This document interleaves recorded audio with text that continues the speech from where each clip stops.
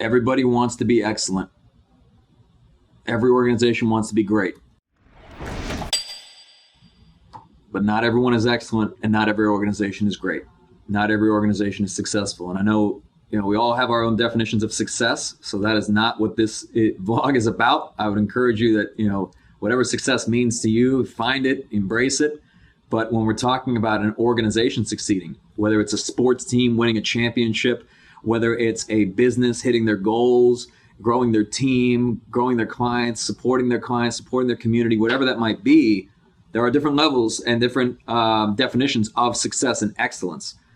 And I will say that this was interesting. And if you've been watching that Michael Jordan documentary, The Last Dance, Phil Jackson, someone who is no stranger to success, he's got 11 rings, 11 championships. This is incredible. And by the way, great book, 11 Rings.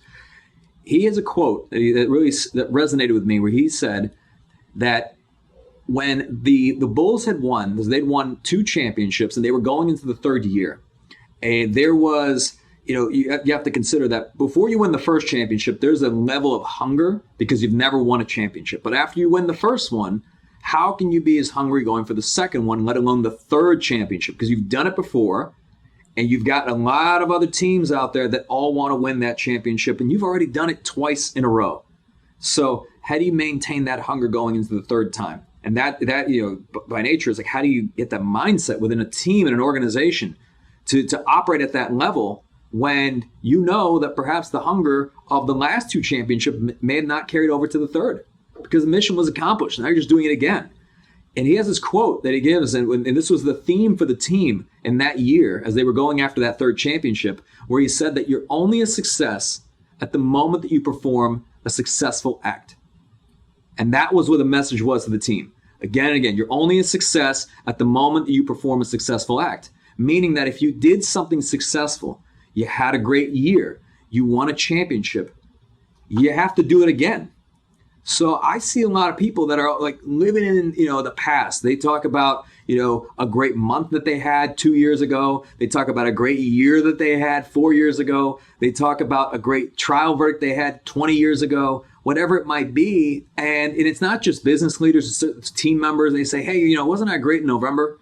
Yeah, well, it's May. Well, November was in November, so it's not about just doing it once. Your success when you perform a successful act.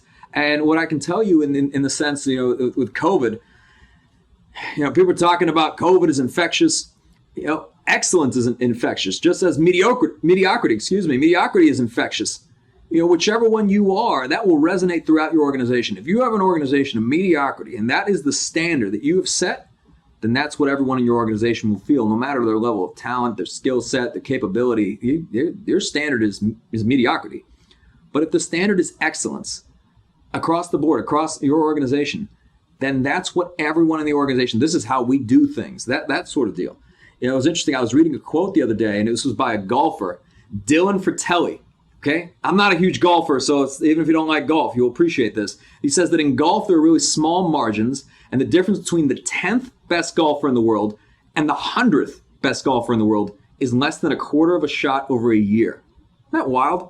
And if you actually look down the list of golfers, let's say the top 100, from 10 to 100, you'd be hard pressed to say that any of those 90 golfers. The ones in the top 10, absolutely. But you may not have heard of the guys that are like from 10 to or 11 to 100. And it's because the reality is like the margin sometimes between success and failure is so thin. How great you have to be, especially when you're competing in any environment at a high level, to be that much better, where over the course of a year in golf, the difference between 10 and 100 is a quarter of a shot. Isn't that wild?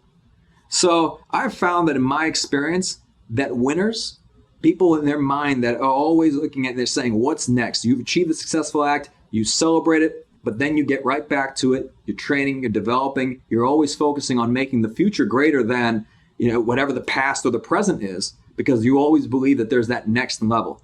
When we hosted our first conference, I'll tell you candidly, we did this 2 years ago. We didn't know what to expect, and very fortunately, it went great. The event sold out. We had great feedback on it. But coming out of that first conference, I was like, all right, you know what? I think we could do it better next time. There's a lot of things we can improve. And then the next one, instead of 500 people, we had 1,000 people. And I remember that after that conference, which, I was thinking leading up to the second one, that the first one was just a fluke, that we got lucky, that, maybe things just went our way in that one. Maybe they won't go again. And thinking that way throughout the years, we were working towards everything from the marketing and the planning and the content. Everything we had to do to put it together was all about making that event a better experience for our attendees, a more successful event. And again, it was.